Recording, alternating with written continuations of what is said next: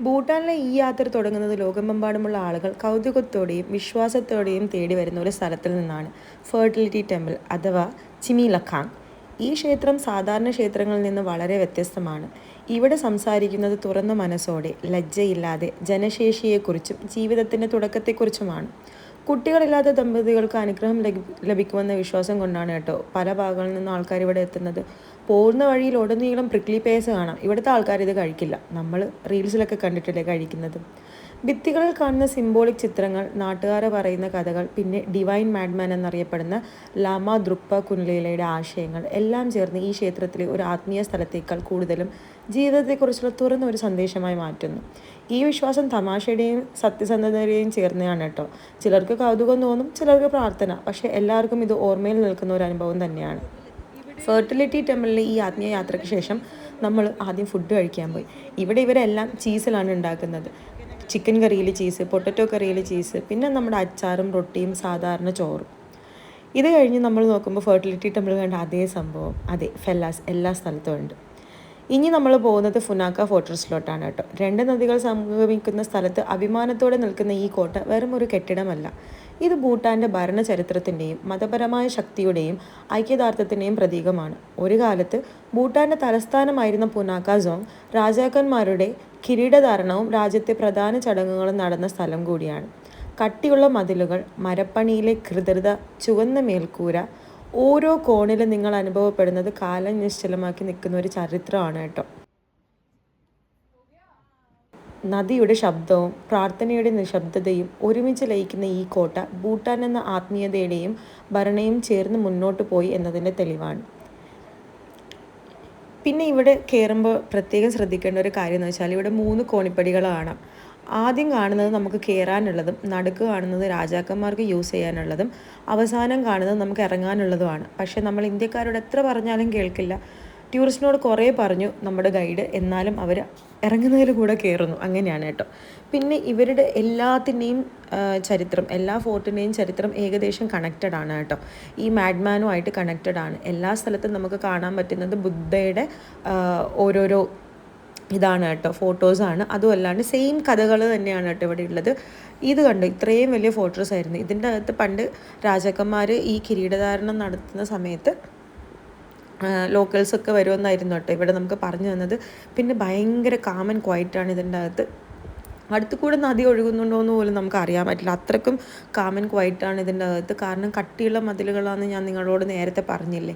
പിന്നെ ഇവിടെ പഠിക്കുന്ന ആൾക്കാരും ഉണ്ട്. അതായത് ഇവരുടെ മോങ്ക് ആവാൻ വേണ്ടി പഠിക്കുന്ന കുട്ടികളുണ്ട്, അങ്ങനത്തെ ആൾക്കാരുണ്ട്. പിന്നെ ഇവരുടെ കുറേ ചരിത്രങ്ങളുണ്ട്. അതിപ്പോൾ നമുക്ക് താമസിയാതെ ജിമ്മി പറഞ്ഞു തരും. ജിമ്മി ഞങ്ങളുടെ ഗൈഡായിരുന്നു കേട്ടോ. പിന്നെ വേറൊരു കാര്യം എന്ന് പറയുന്നത്, ഈ ഗൈഡൊക്കെ ഇട്ടിരിക്കുന്ന ഒരു വെള്ള ഒരു ഷോള് പോലത്തെ കണ്ടോ, അത് നമ്മളിങ്ങനെ ഫോർട്ടിലോട്ട് വരുമ്പോൾ ഇടാനുള്ളതാണ് കേട്ടോ. അല്ലാട്ടിപ്പോൾ ഇവർ അങ്ങനെ ഷോളൊന്നും ഇടില്ല. അപ്പോൾ ഇങ്ങോട്ട് വരുമ്പോൾ ഈ വൈറ്റ് ഷോള് പിടിക്കണമെന്ന് നിർബന്ധമാണ്. ഇതിന് തൊട്ടടുത്തൊരു സസ്പെൻഷൻ ബ്രിഡ്ജിട്ട് അങ്ങോട്ട് നമുക്ക് പോകണം. പക്ഷേ അതിന് മുന്നേ നമുക്ക് ഇതിൻ്റെ അകത്തൊക്കെ കണ്ട് തീർക്കണം. നല്ല കിടിലം വ്യൂ ആയിരുന്നു. ആർക്കിടെക്ചർ വൈസും എനിക്ക് ഭയങ്കരമായിട്ട് ഇഷ്ടപ്പെട്ടു. നമുക്ക് നോക്കി നിന്നാൽ സമയം പോകുന്നത് തന്നെ അറിയില്ല. ഒരുപാട് സ്ഥലങ്ങൾ ഇതിൻ്റെ അകത്ത് കാണാനായിട്ട്. പക്ഷേ എല്ലാ സ്ഥലത്തും നമുക്ക് പോകാനുള്ള അനുമതിയില്ല. അപ്പോൾ പോകാൻ അനുമതിയുള്ള സ്ഥലങ്ങളിലൊക്കെ നമ്മൾ പോയിട്ടുണ്ട്. പിന്നെ ഇതിൻ്റെ അകത്ത് വേറൊരു പ്രത്യേകത എന്ന് വെച്ചാൽ ഈ കാണുന്ന ടെമ്പിളിൻ്റെ അകത്ത് ഒരുപാട് ബുദ്ധൻ്റെ പ്രതിമകളുണ്ട് കേട്ടോ. ഇനി നമ്മൾ പോകുന്നത് നമ്മുടെ സസ്പെൻഷൻ ബ്രിഡ്ജിലോട്ടാണ്. ഈ സസ്പെൻഷൻ ബ്രിഡ്ജ് വെറും ഒരു ടൂറിസ്റ്റ് ആകർഷണം മാത്രമല്ല കേട്ടോ. മുൻകാലത്ത് ഗ്രാമങ്ങളെ ബന്ധിപ്പിക്കാൻ, നദികൾ കടക്കാൻ ആളുകൾ ദൈനംദിന ജീവിതത്തിന് വേണ്ടി നിർമ്മിച്ചൊരു ആവശ്യകൃതമായ സാധനമാണ് കേട്ടോ ഈ പാലം എന്ന് പറയുന്നത്. ഇന്ന് അത് സാഹസികതയും ആവശ്യവും തേടുന്നവർക്ക് ഒരു അനുഭവമായി മാറിക്കൊണ്ടിരിക്കുക. ഇപ്പോൾ നീളമുള്ളൊരു പാലത്തിൽ കാല് വെക്കുമ്പോഴും താഴൊഴുകുന്ന നദിയും കാറ്റിലാടുന്ന പാലവും ഓരോ ചുവടും നമുക്ക് പെട്ടെന്ന് പേടിയായി തോന്നും. എല്ലാം ചേർന്നൊരു അഡ്രിനാലിൻ റഷ് തോന്നും നമുക്ക്. ഇതൊരു ഭൂട്ടാനിലെ സിംബോളിക് ആയിട്ടുള്ളൊരു പ്രകൃതിയോട് പോരാടാതെ അതോടൊപ്പം ജീവിക്കുക എന്നതിനുള്ളൊരു തെളിവാണ് കേട്ടോ ഇത്. ഈ വീഡിയോയിൽ നിങ്ങൾ കാണുന്നത് വെറും ഒരു സ്ഥലം മാത്രമല്ല, ഇവരുടെ വിശ്വാസവും ഇവരുടെ ചരിത്രവും ഇവരുടെ സാഹസവും പിന്നെ ഭൂട്ടാൻ്റെ ആത്മാവുമാണ് നമ്മൾ കാണുന്നത്. പോകുന്ന വഴിയിൽ ഒരുപാട് പ്രിക്ലി പേഴ്സ് ഉണ്ട് കേട്ടോ. ഞാൻ എൻ്റെ ഗൈഡിനോട് ചോദിച്ചു, നിങ്ങളിത് കഴിക്കാറില്ല? അപ്പോൾ ഗൈഡ് പറഞ്ഞത് അത് വിഷമാണ് ബക്കൂജി, കഴിക്കരുതെന്നാണ്. പക്ഷേ പ്രിക്ലി പേർ കഴിക്കാൻ സേഫാണെന്ന് ഞാൻ പറഞ്ഞിട്ട് അവർക്ക് പേടിയാണ്, വിശ്വാസം വരുന്നില്ല. പിന്നെ ഇവിടെ ഒരുപാട് പശു ഉണ്ട് കേട്ടോ. ഇവർ ഞാൻ പറഞ്ഞില്ലേ ഹിന്ദു മതത്തിൽ കൂടെ വന്ന് എന്താ ബുദ്ധമതക്കാരാണെന്ന്. അപ്പോൾ ഹിന്ദു മതത്തിൽ വിശ്വസിക്കുന്ന ആൾക്കാരും ഉണ്ട്. അതുകൊണ്ട് തന്നെ ഒരുപാട് പശുക്കളെ ഇവർ പശുവിനെ പശുവായിട്ട് കണ്ട് ഇവർ ഇതാക്കുന്നുണ്ട്. ദൈവമായിട്ട് കാണുന്നുണ്ടെങ്കിലും പശുവിനെ പശുവായിട്ടും കാണുന്നുണ്ട്. സസ്പെൻഷൻ ബ്രിഡ്ജ് എനിക്ക് ഭയങ്കര വലിയൊരു എക്സ്പീരിയൻസ് ആയിരുന്നു കേട്ടോ.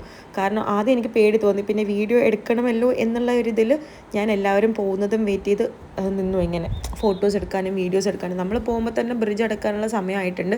5 മണിയാകുമ്പോഴത്തേക്കും ബ്രിഡ്ജ് അടക്കും. പിന്നെ അവിടെ നിന്ന് ഒരു ഓട്ടമായിരുന്നു ബ്രിഡ്ജിൽ. ഓപ്പോസിറ്റ് വരുന്ന ആൾക്കാരൊക്കെ വാവ് ബ്രേവ് ഗേൾ എന്നൊക്കെ പറയുന്നുണ്ട്. പക്ഷെ അവർക്കറിയോ നെഞ്ചിടിപ്പോടുകൂടിയാണ് ഞാനിങ്ങനെ നടന്നു പോകുന്നതെന്ന്. പോകാൻ അങ്ങനെ പേടിയുണ്ടോ എന്ന് ചോദിച്ചാൽ പേടിയുണ്ട്. താഴെ മൊത്തം പാറയും പിന്നെ നദിയൊക്കെയാണ്. ഇതാണ് കേട്ടോ ബ്രിഡ്ജിൻ്റെ മറ്റേ അറ്റം എന്ന് പറയുന്നത്. ഇവിടെ ഞങ്ങൾ പോകുമ്പോഴത്തേക്ക് എല്ലാം അടച്ചിട്ടുണ്ടായിരുന്നു. പിന്നെ ഞങ്ങൾ ജസ്റ്റ് അവിടെ നിന്നൊന്ന് കറങ്ങിയിട്ട് നമ്മൾ തിരിച്ചു പോയത് മാർക്കറ്റിലോട്ടാണ്. മാർക്കറ്റിൽ നമ്മൾ കാണുന്ന പോലത്തെ ഇന്ത്യയിൽ കാണുന്ന പോലത്തെ ഫ്രൂട്ട്സൊക്കെ തന്നെയായിരുന്നു ഉള്ളത്. വേറെ പ്രത്യേകിച്ച് ഫ്രൂട്ട്സ് ഒന്നും ഇല്ലായിരുന്നു. പക്ഷേ ഇവർ മുളക് ഇഷ്ടം പോലെ യൂസ് ചെയ്യുന്ന ആൾക്കാരായതുകൊണ്ട് പലതരത്തിലുള്ള മുളക് എനിക്ക് കാണാൻ പറ്റി. ഞാൻ ഇന്ന് വരെ കണ്ടിട്ടില്ല. പിന്നെ ഇത് ഈ ഒരു വെറൈറ്റി ഒരു വെജിറ്റബിൾ, ഇതെനിക്ക് തോന്നുന്നു കുക്കുംബറാണെന്ന് കേട്ടോ. പിന്നെ നമ്മുടെ ട്രീ ടൊമാറ്റോ എന്ന് പറയും. ഇത് ഊട്ടിയിലൊക്കെ ഉണ്ടാവാറുണ്ട്. ഇതാണ് കുക്കുംബർ പോലെ ഇരിക്കുന്ന സാധനം. എന്താണെന്ന് അവർ പേര് പറഞ്ഞ് എനിക്ക് കറക്റ്റ് അങ്ങോട്ട് മനസ്സിലായിട്ടില്ല. കുക്കുംബർ പോലെ ഇരിക്കുന്നുണ്ട് ഇത്. പിന്നെ വേറൊരു സംഭവം കണ്ടെന്ന് വെച്ചാൽ കൂടുതലുള്ള വെജിറ്റബിൾസും ഫ്രൂട്ട്സും നമ്മുടെ ഇന്ത്യയിൽ നിന്നാണ് ഇവർ ഇങ്ങോട്ട് കൊണ്ടുവരുന്നത്. അതുകൂടാതെ ഇങ്ങനെ കുറേ നമ്മുടെ ഡ്രൈഡ് ആയിട്ടുള്ള കുറേ സാധനങ്ങൾ ഇവർ യൂസ് ചെയ്യുന്നുണ്ട്. അതിലൊരു സാധനമാണ് ഇത്. ഞാൻ ഇവരോട് ചോദിച്ചത് ജെർക്കിയാണോ പോർക്കാണോ? അപ്പോൾ അവർ പറഞ്ഞു അല്ല വേറെന്തോ സാധനമാണെന്ന്. പിന്നെ നമ്മുടെ നോർമൽ പേരൊക്കെ കണ്ട് ഞങ്ങൾ തിരിച്ചു പോയി.